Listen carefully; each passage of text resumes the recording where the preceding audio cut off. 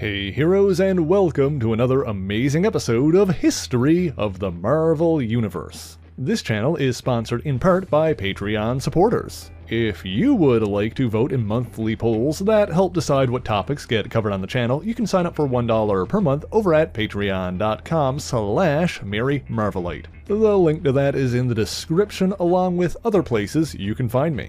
Previously on the channel, we took a detailed look at the history of the Kree and the Skrull, and the war that raged between those two races for millions of years. And so for the full context on events leading up to today's story, you should probably watch that video first. As discussed there, in the wake of the Earth's involvement in the Kree-Skrull War, a number of the world's most influential superhumans formed a secret coalition which would eventually be dubbed the Illuminati. Together, these heroes confronted the Skrull Emperor Dorrek VII on the Skrull-controlled planet Satriani. They intended on warning the aliens against future invasion attempts, but the Illuminati members were captured, tortured, and studied by the Skrulls. This included Reed Richards, otherwise known as Mr. Fantastic of the Fantastic Four. Fortunately, Tony Stark, Iron Man, was able to escape and free the others, and together the heroes returned to Earth. However, the Skrulls had already succeeded in harvesting cell samples from the Earthlings, and so Dorrek was willing to bide his time and wait until the moment was right to counterattack. But one Skrull objected to this, a princess from Satriani's Tarnax VII province, Veranke. She chastised the Emperor for ignoring ancient prophecies about their people's future, that their empire would be devastated by a devourer of worlds. The prophets also wrote that a world of blue was destined to be their sacred home, which Veranke believed to be the Earth. She claimed that many of their people agreed with her, and she did indeed have a large following of Skrulls, but Dorrek branded her a religious zealot and a traitor. Furthermore, his imperial forces vastly outnumbered her loyalists. However, Veranke was still Skrull royalty, and killing her would only make her a martyr. In the end, Veranke was quietly exiled, and Dorrek returned to the central Skrull throne world, Tarnax IV. Following this, Dorrek's priests of science created clones of Reed Richards to interrogate and experiment on. And sometime later, the Skrull Empire clashed with the planet Xandar, home of the Nova Corps. It was during this conflict that Dorrek's wife, Raquel, took her opportunity to murder her husband and usurp his throne. With the war between their people at an uneasy standstill, it was Empress Raquel who entered into negotiations with the Kree Supreme Intelligence to propose a final battle to decide upon a victor. But rather than a massive conflict, this would be a duel between two representatives of their peoples, Raksor of the Skrull and Bel-Dann of the Kree. Now, these two were already together on the blue area of the moon, where they were sent to observe the conflict between the Shi'ar and the X-Men regarding the Phoenix Force. That, of course, is a whole other story which I've already talked about in detail in my video about the Dark Phoenix Saga. Raksor and Bel-Dann battled each other on the moon for several months, but off in space, the Skrull Empire was about to be thrown into chaos. It seems that the prophecies regarding a devourer of worlds had come to pass, as Galactus came to the Skrull throne world Tarnax IV. Waves of ships attacked the Planet Eater, but it seems there was nothing they could do to stop him. In the end, their world was destroyed, and Empress Raquel along with it, or so it seemed. In truth, Raquel narrowly escaped the planet's destruction, leaving her daughter Anel to die. However, that is another story, and for the remainder of today's tale, we can basically consider Raquel dead. Back on the Earth's moon, Raksor and Bel-Dann continued their war with each other until they encountered the Inhumans and the Fantastic Four. This was after the Inhuman royal family moved their city of Attilan from the Himalayas on Earth to the blue area on the moon. Ultimately, the conflict between Raksor and Bel-Dann ended when the two worked together to defeat the Earthlings. Uatu the Watcher, who also lived in the blue area, had agreed to be an impartial judge in their conflict, and ruled that both the Kree and the Skrull had triumphed over the Earth. The two were returned to their home galaxies, and the peace between their races remained for a time. Of course, what they didn't know was that Reed Richards had planned this outcome, feigning defeat to end the ongoing conflict. However, the Skrull Empire was fragmented after the destruction of Tarnax IV, with hundreds of governors from various imperial worlds vying for control. In the midst of this disarray, a sect of religious Skrulls, familiar with the prophetic scriptures, returned to the exiled Princess Veranke. With Veranke as their queen, this faction grew in secret with a fanatical devotion to their ancient texts. They went largely unnoticed by the galactic community and even by other Skrull factions. The Skrull Civil War only worsened after a pretender to the throne named Zabek used a hyperwave bomb to apparently negate the shape-shifting abilities of all Skrulls. During this time, there were several notable contenders for the Skrull throne, including Karza, Yorlak, Gorth, and Kylor. There were also some who considered the deceased Princess Anel a martyr and believed that her son, Dorrek VIII, would eventually return to reunite their empire. While the Super Skrull Kilrit later followed that line of thought, during the Civil War he backed another woman from Satriani, Sybil. When the Super Skrull and the Silver Surfer granted Sybil the ability to restore her people's shape-shifting powers, she became the new Empress. And while she remained in that role, Veranke's religious sect, the Dardvan, continued to grow and began plotting their holy mission to conquer the Earth. They dedicated themselves to the ancient prophecies in the name of the Skrull Gods, Slugurt and Kleiben. After gaining more control, Veranke had access to the scientists who had been experimenting and studying the DNA of the Illuminati members for years. They survived the destruction of the Throne World, conducting their research on another planet in the same system, Tarnax X. By experimenting on clones of Reed Richards and the others, the priests of magics and physics developed a method of shape-shifting so perfect that disguised Skrulls would be undetectable to any power on Earth, whether science or sorcery. An early example of this was the S.H.I.E.L.D. agent turned superhero Bobby Morse, aka Mockingbird, who was replaced by a Skrull while she was in the midst of a divorce with her husband, Clint Barton, aka Hawkeye.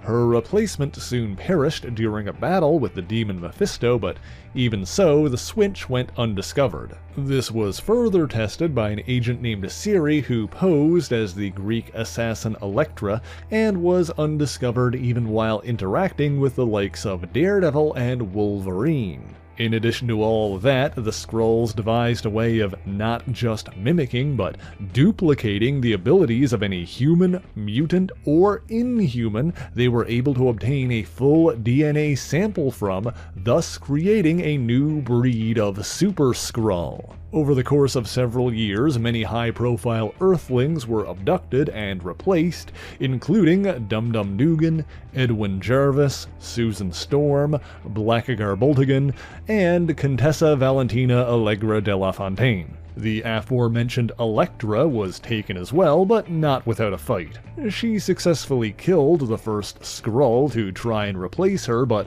was overwhelmed by several new Super Skrulls and replaced by one named Pagon. Queen Veranke declared that she would also be on the front lines of this secret invasion and decided to take a human form as well.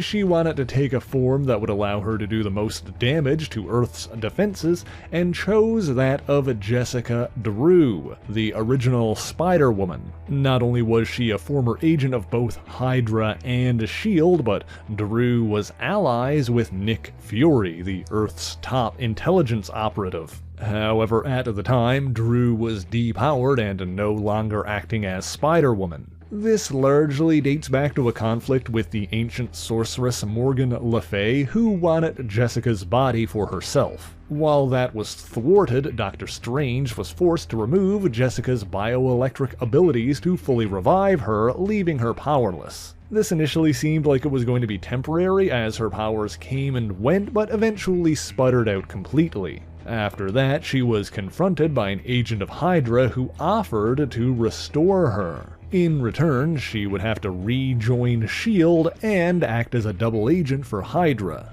She explained all of this to Nick Fury, who advised her to take the offer. He of course planned on using the situation to his own advantage by giving Drew intelligence that she could feed to Hydra while using her to spy on them. However, what neither of them knew was that the Hydra who approached Jessica were actually Skrulls. While they did indeed restore her powers, they were then duplicated onto Queen Veranke, who assumed her form. Now, another instrumental agent in this invasion was a Skrull woman named Kree Knoll. By this time, the Avengers had disassembled following a series of attacks launched by a mentally unstable Scarlet Witch. We've talked about those events on the channel before, so check the link in the description for more context there.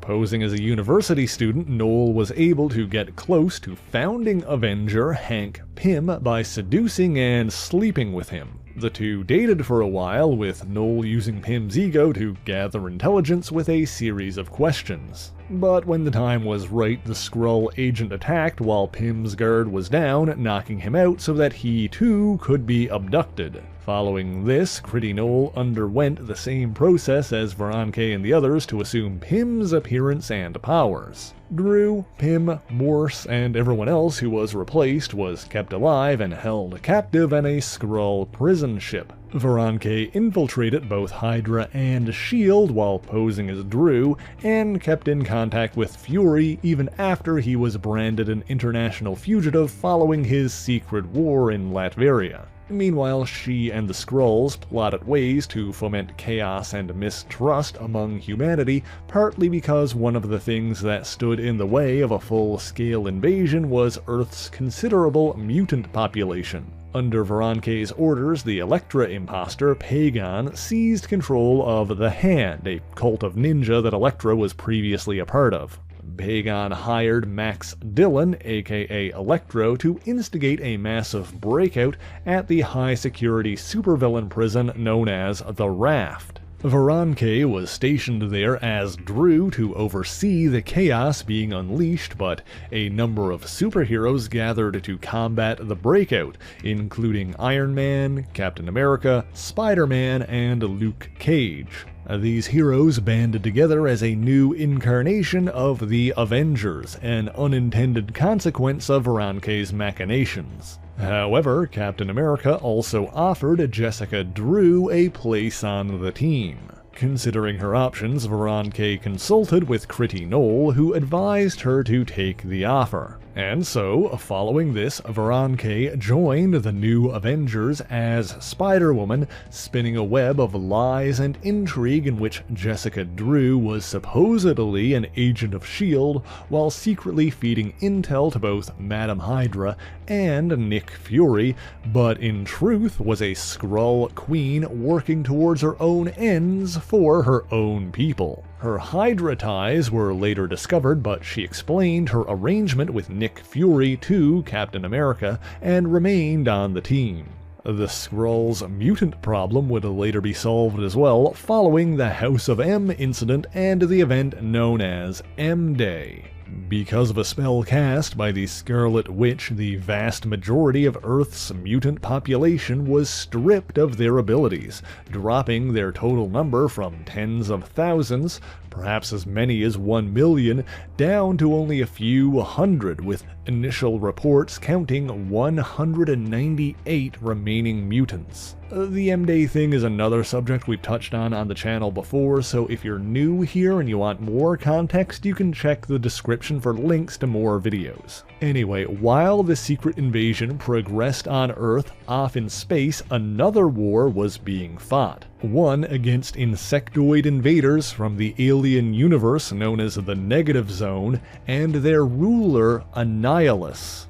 During this annihilation war, the Skrull Empire was devastated. While the ultimate fate of the previous Empress, Sybil, is unconfirmed, after the destruction wrought by the Annihilation Wave, any power and influence she may still have had was gone.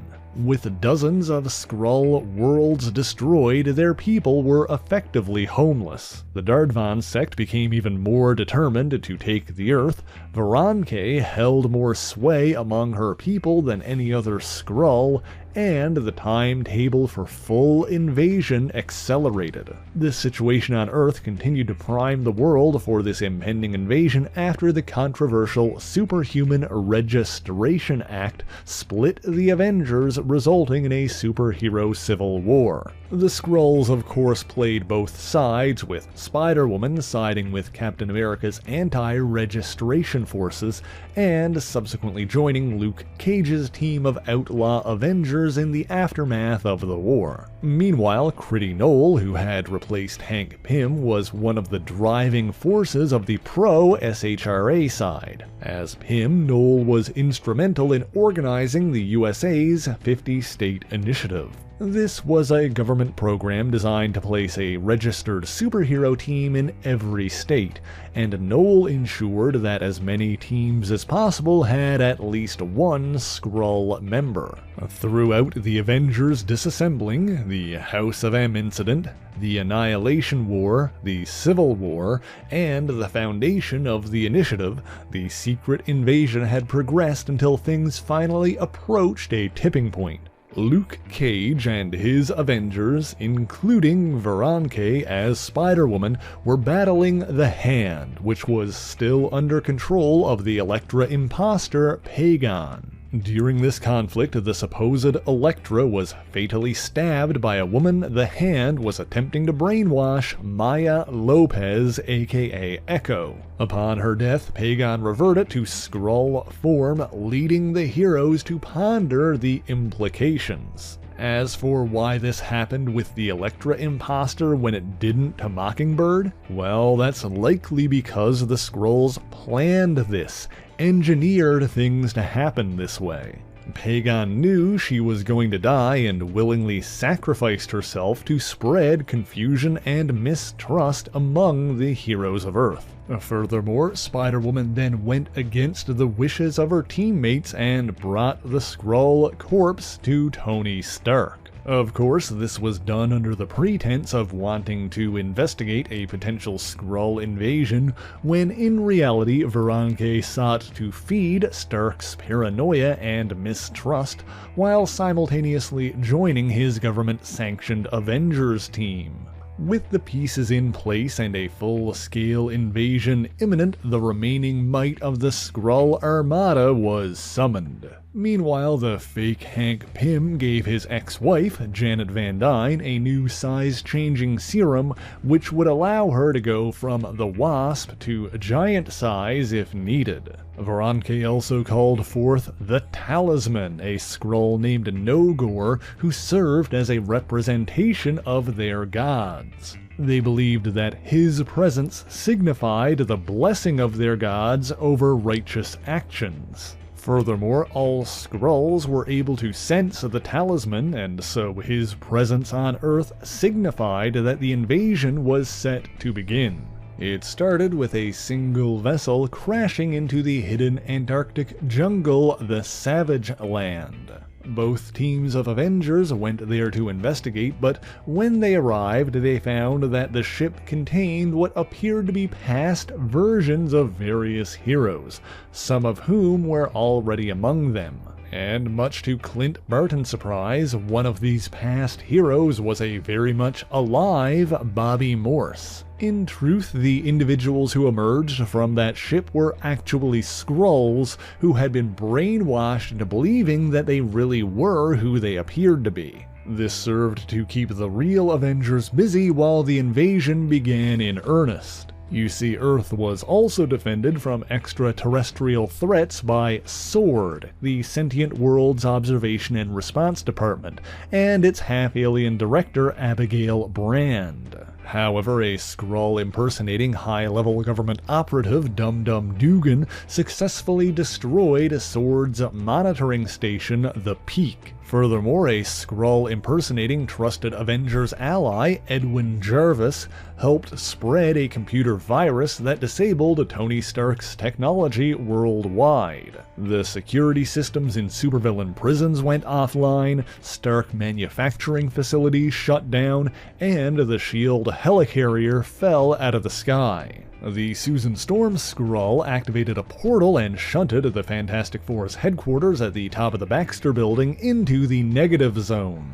Reed Richards was elsewhere, but he was soon captured by the Hank Pym Skrull. All the while, the Skrull agents repeated the same phrase, "He loves you," in reference to their god. They even dispatched a Skrull impersonating the deceased Kree hero, Captain Mar-Vell, to attack Norman Osborn's government-sponsored Thunderbolts team. With the Earth's defenses crippled, the alien fleet arrived in full force. All over the world, and even on the Inhumans' lunar city, armies of Super Skrulls landed, each one having been endowed with the abilities of multiple superhumans. In Times Square, the Super Skrulls were confronted by a group of young heroes called the Young Avengers, which included Dorrek VIII, son of Princess Anel and grandson of Dorrek VII, under the name Hulkling. Of course, his royal heritage did nothing to endear him to the Veranke-controlled Dardvan sect,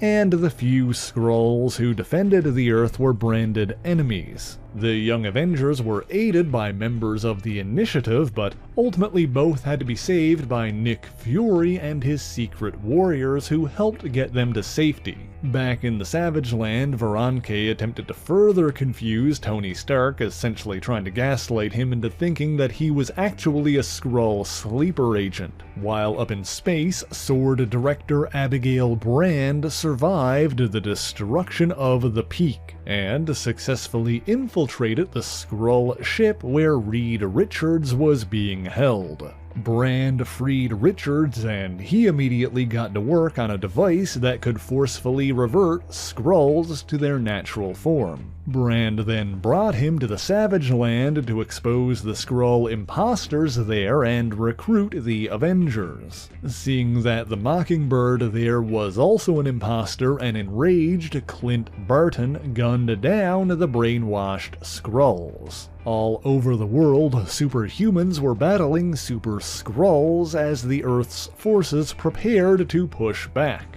At the same time, many Initiative teams were torn apart when Skrull sleeper agents revealed themselves. During all of this, Nick Fury contacted the superhuman mercenary Deadpool to steal data on Skrull biology. While he succeeded in obtaining this data, its transfer to Fury was intercepted by Norman Osborn. Meanwhile, the Skrull Gods, Clyburn and Sluggert, intended on enslaving the gods of Earth as they had done with many alien pantheons. To combat this, the goddess Athena assembled the godheads of Earth's pantheons, who tasked the demigod Hercules with leading a strike force to stop this threat. Their mission was ultimately successful, and in the end, both Skrull deities were slain. Now, the Shinto god of evil, Amatsu Mikaboshi, seized control of the enslaved alien pantheons, which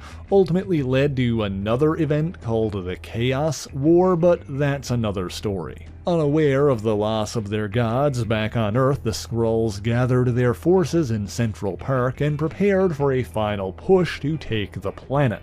However, heroes and villains alike arrived to stand in defense of Earth. The Mighty Avengers, the New Avengers, the Young Avengers, the Secret Warriors, the Initiative, the Thunderbolts, and even an army of supervillains led by the Hood. All of these forces assembled and fought side by side against the invading alien army in a massive battle for the fate of the entire planet. As the Earth began to turn the tide, Veranke was injured by one of Hawkeye's arrows. When that happened, Kree-Skrull, the Hank Pym imposter, activated his backup plan.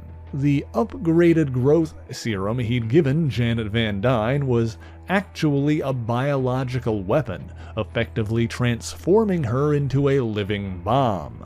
The world was only saved by the intervention of Thor, who used his magic hammer to send Janet into the extra-dimensional realm known as Overspace, seemingly at the cost of her life. With the Skrull army on the back foot, the united forces of Earth charged against Veranke with the mutant Avenger Wolverine front and center. The Skrull Queen repeated to herself, "He loves me," over and over as they bore down on her to deliver the final blow. However, the one that struck down Veranke was Norman Osborn, using the data he'd intercepted from Deadpool. With their queen seemingly dead, the Skrull fleet was in disarray. They attempted to retreat, but were devastated by Earth's spacefaring heroes. During this counterattack, Iron Man discovered the Skrull prison ship and safely returned it to Earth, where every Earthling the Skrulls had abducted and replaced was released.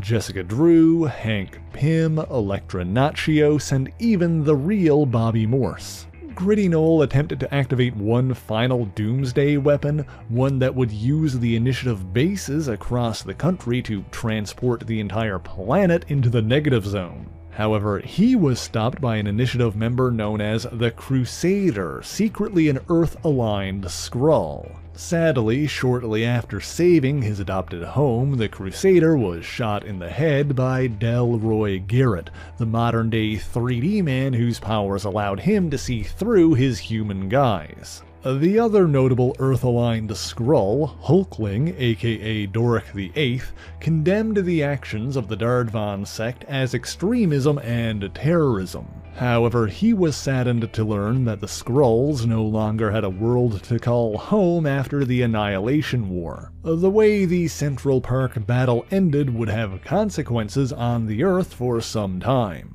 Since the entire world had seen Norman Osborn take the kill shot against the alien queen, he was put in charge of the United States national security. The man who was once known as the Green Goblin was now leading his own government-sanctioned Avengers team. Most of its members were replaced with supervillains posing as heroes, and Osborn himself created the Iron Patriot identity using Stark technology. S.H.I.E.L.D. was replaced with Hammer, and Norman Osborn's Dark Reign began.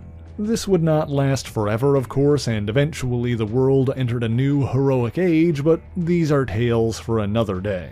As for the Skrulls, their empire was shattered and the scattered remnants fell into the control of several warlords. However, the remaining Skrulls eventually came together on the planet Tarnax II, beginning their empire anew under the rule of Kelret, the original Super Skrull. As for what happens next, well, for that story you can check out the events of Empyre, which is all now on Marvel Unlimited. That's Empyre with a Y, by the way. But that's all I've got for you this week, so if you enjoyed this video, be sure to leave a like, subscribe to the channel, and share it on your favorite social media. Also, feel free to let me know what other topics you'd like me to cover in the comments. As always, the issues referenced in this video are listed in the description below if you would like to read them for yourself, as well as links to other places you can find me, including my Patreon page, where for only $1 a month you can get your name in these special thanks here.